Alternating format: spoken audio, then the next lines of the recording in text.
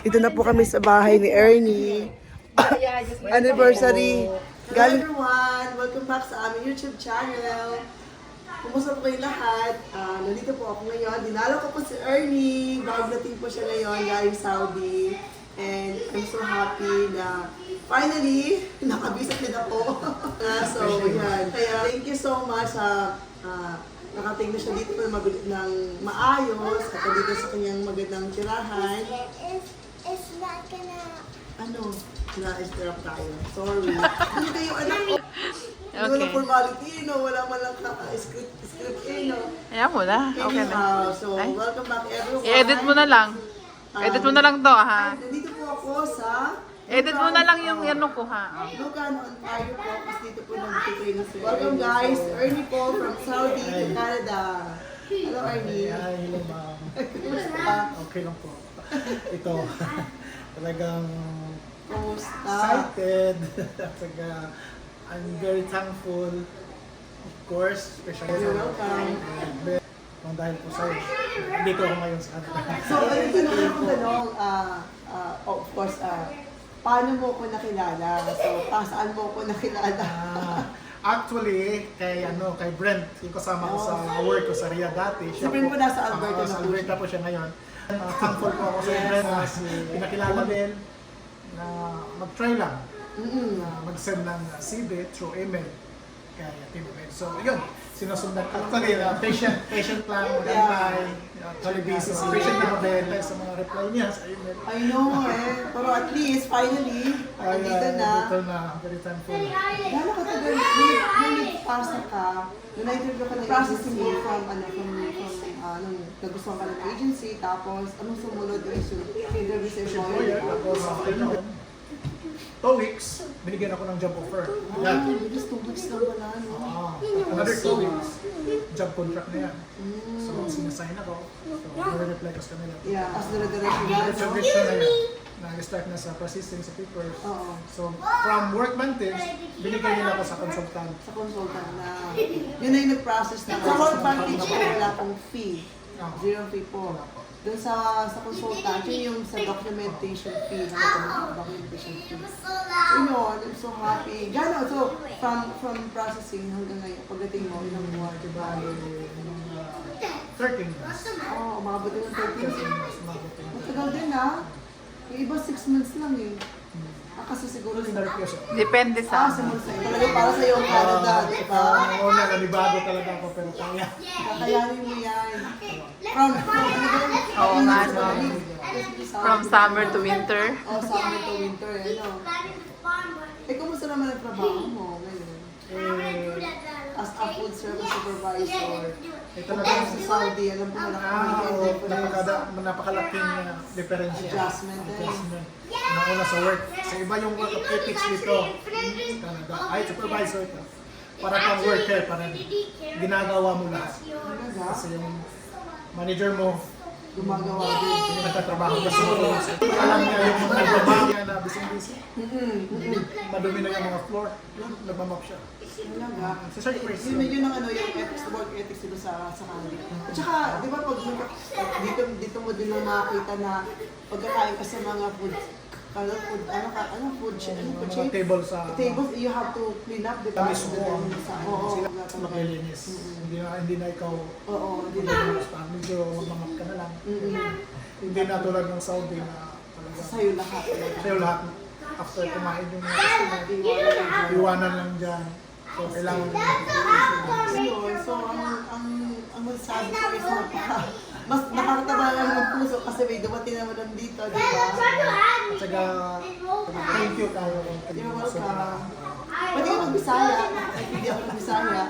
Thank you. Talagang kahit ang layo mo, diba, pinagbigyan mo ko ng importansya talaga na hindi lang sa video. Naku, Kita thank makita you. this personal. Nga, tsaka, hindi, thank you din talaga. Appreciate. Pinuntahan mo ko, no? Kung tumato talaga kaya kung i-drive, pupuntahan ko talaga eh. Alam mo, sister, no?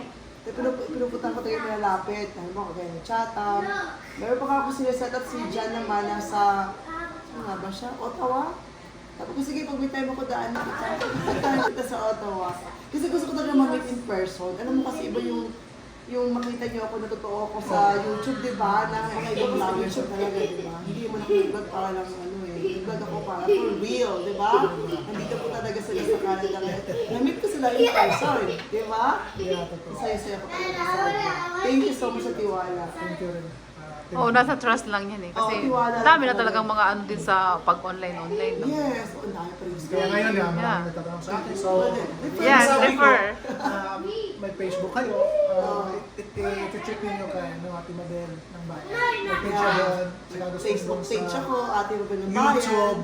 Yun, Ate Mabel ng Bayan talaga siya. Kasi sa akin, sinishare ko yung YouTube mo. Oh, thank Dito, you. Tanong ka. Excited ko na nakatulong sa akin. Thank you so much. Yun, mga may plano na magpunta dito sa Canada. Yan, be patient lang. Be yeah. positive. Yes. Yan. At saka tiwala sa Tiwala sa process. Diyos. Kaya yan. Tsaka, alam mo, number one talaga ang patient. Kasi sa dami, hindi lang naman isang resume na agad-agad, di ba? Talagang Hindi lang ikaw eh. Oo. All world yung nag-a-apply. Oo, madami talaga. Swerte na kung mapili yung CV mo. Diba sa employer? May timing yung pagsisend ng CV. Kailangan office hour dito. Kung saan na kasi kung hindi Matatabunan office na. hour dito, matabunan yun. Yes, totoo. Yung mga nagsisend na, oy, alas 9 daw ng umaga. Mm. So matabunan, kahit maganda yung experience mo, matabunan yun. Tapos may napili na sila doon sa Taas. ano, Kaya this list yun. ano. Kailangan may time ka na nagsisend. Sa interview, ano mga, kasi alam ko natanong ko to sa mga dati ko nakausap. Sa'yo, ano mga sa experience mo, ano mga tinanong sa'yo na pwede mo i-share sa kanila? Na parang nilang, ihanda nila ko sa Yung kanila. una talaga yung describe yourself. Yung describe yourself, hindi yung ibig sabihin na you are married, you have 4 kids. No. Unang-una, mag-thankful ka na binigyan ka ng time. Yun lang. Tapos depends na doon sa CV mo na sabihin mo doon na you have experience as a food service supervisor. Yun ang ibig sabihin doon. Hindi pwede yan. Describe yourself. Oh. Hindi na yan sabihin na I have 4 kids. I'm married. About Yeah, work, wala yun. about service. How you work, experience, dapat yun ang i-describe. See, yun ang How to solve the problem Mm-mm. from the customer. Describe mo din pala about your experience about sa current job mo ngayon. Kung ano yung mga na-encounter mo na pwede mo i-share, no? Kung paano magre-resolve ng mga conflicts, ganun. Mga problem. Paano ka mag-solve? O yan, may bago to. Kasi typical na yung mga basic na interview, di ba? Kasi What are your nag-google na weaknesses, lahat yun, strengths? Si ano nga, share ko lang ha, si Ricky nga, nakausap ko siya. Ang kanyang interview lang, imagine mo, nag-ask lang sa kanya yung employer ng jokes. May mga ganun na bagay. Para kasi dun sa jokes na yun, dun kukunin ng employer kung gaano mo ma-please ang Wala kung sino yung seryoso ka masyado sa buhay. or Oo, ano, gano'n. I-jolly siya. Kaya sabi ko, gano'n lang yung tanong sa'yo. Sabi ko, ate, para na kami nagkwentuhan na sabi ko. Pwede na atin yung ano lang. Tapos, okay, you have 8 years experience as a food service supervisor. Okay, nice. Okay, yun na. Tapos, sabi niya, okay, just with 1 week, I will send you an email. Tsaka depende kung And excited ka no, nag-aantay. Nag-aantay ka rin. Napapasar ako. Kasi una, Tim Hortons is alam ko coffee yan eh. Yeah. Wala akong More on experience food, sa ano more pa, on yung fine dining. food, fine dining ako. Kaya, Maano nag-a-adjust talaga yung ako ngayon transition dito mo. eh. Oo. Nag-adjust ka talaga ng Dito nag-adjust sobra. talaga ko kasi sa Iba. food lang daan Di, marami. ano mo, double-double, tsaka triple-triple. Double-double. At saka yung mga sandwiches nila is maraming toppings. Kailangan kung paglagay mo sa system, Oo. kung bagel, with butter, with cheese, with sausage, nakalagay yun lahat. Kasi yung gumagawa doon, tingnan niya doon. Kung hindi mo mailagay, tapos yung customer, Nagreklamo. sumalit sa'yo yung tagagawa ng sandwich. Oo, Okay. kasi pag-aralan mo talaga, breakfast, lunch, Hirap mo. mga iced coffee, mga latte. Akala ko nga napaka-short lang yung menu nila. Oo. Dito na ako talagang mabusisi talaga, nahihirapan ako. Adjust.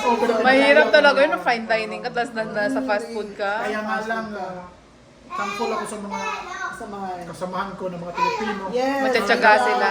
Yeah. napaka-patient nila. Sabi ko, very sorry talaga. Okay lang, ganun talaga yan. Yeah, Pag simula. So, lahat naman nag-umpisa tayo sa ganun eh. Kaya, Step by step. Wala namang perfect kaagad na magtrabaho, di ba? Yeah, you have to start. Oh, ang tayo ng kaya talaga adjustment period siya. oh, grabe. Nauna sa weather, nauna sa... Parang si Kendall. Ate, di ko alam ang double, triple na ano. Ako nga noon, nahiya pa nga ako magsabi na double. Ano itong double? Bagong-bago ako. Sasabi na ako French vanilla. Ganun na lang ako pag nag-order. Hindi, maraming Tim Hortons. Dito ko lang nalaman. O ngayon lang, bago lang. Pepperoni. Bago lang siya. Bagel, everything. Bago lang. O may Tim Hortons na rin sa Saudi dati nung time ko wala na. Dr. Cafe ang madami. Coffee ang marami, tsaka donut. Yun lang. Ay, Dito lahat na donut. Yeah. 10 bits. Yeah. 10 bits, ganun. Kompleto sila. Tsaka may mga bago pa sila, mga parakti. Kailangan Pero ano- memorize mo yun eh. Oh. Kalanda itong Lalo na yung mahirapan ako sa... Magaling ka mag-Arabic. Oh, may alam Oh my God, ako hindi ako natuto. Kaya nga minsan dito, 7 years hindi ka natuto? Shukran lang ang alam ko. kaya nga dito, nag-Arabic ako siya. So, English pa. Sabi ko, sa English, right? Oo, yes. oo. Baka pag ano. Minsan kalas. Kaya? Finish, Tapos finish, na? Tapos na. Kalas ko eh. Naku, Nadami ko lahat. nakakalimutan mo. Oo, mga ganun na bagay. Kaya dami akong adjustment, pero kaya natin. Yeah, kaya mo yan. Kaya mo yan. Kasi nakaya namin eh. Oo. Mas Mas marami kang napagdaanan kami. Mas marami kami nung kasi nagsimula ka talaga. Kasi kami sa loob ng bahay, iba kayo dito kami, diba? Loob ng bahay. Buti ka kayo nakakalabas-labas, marami kayo nakikita mga tao. Yung adjustment na homesick nyo, hindi masyado. Kami talaga, mahirap. Live-in caregiver eh. Oo, live-in. Anyways, I survive. You can survive too. Yeah. Yeah, kaya lang yan. Para sa sa family ko. Yung parents mo, excited sila nung nalaman na dito ka na. Unang-una talaga, yung hindi pa ako na-approve. Oo. Tinawagan ko yung nanay ko kasi nanay ko is 87 years old. My God, parang Last vacation, Parang si tatay lang, no? last vacation, it's a long story. Umuwi ako, namatay yung tatay ko after 2 weeks ako. Tapos sa Pinas namatay. So 90 years old na rin siya. Tapos nung una yung parang malapit Ikaw ang na siya. bunso, no? Oo. Sabi Feel, ko na eh. feel ko na malapit na talaga siya. Oo. Kinausap ko siya. Tay, may plano ako. Sana sa mga. Yun. Tapos, yung hindi pa na-approve, tinawagan ko si nanay. Sabi ko, Nay, ipag-pray mo ako. Kasi ma-approve na yung visa ko. Yan, after 1 week na-approve. Totoo. Alam mo, prayers na din ang Talagang parents. napaka-effective yung prayer ng parents. Totoo yan. Mother nature. Bunso din kasi ako. Oo, bunso. Kaya makanalay, di ba? Makanalay talaga ako. So, ayun. Thank you rin po. Kaya nga. Binigyan mo ako ng importansya talaga ng At saka thank you talaga. Alam mo, thank you talaga kasi siya mismo kasi nakikita ko, pwede ba ako mag-isa sa inyo? Parang, ang dami na kasi dumating na hindi ko pa dinadayaw. Ayun, nag-isip pa na tayo. Si Chata man dami dumating doon, hindi ko pa napuntahan. Hindi naman kami magtagpo ng day off nila. Kasi ngayon, available ako, hindi na sila available. Kaya sabi ko, darating din ang panahon na kikita rin kami siguro sa akin. Thank you po for watching. Ayan po si Ernie, nandito po sa Canada. Don't forget po talaga subscribe sa aming YouTube channel. Ernie from Saudi to Canada po. Yes. Bye now!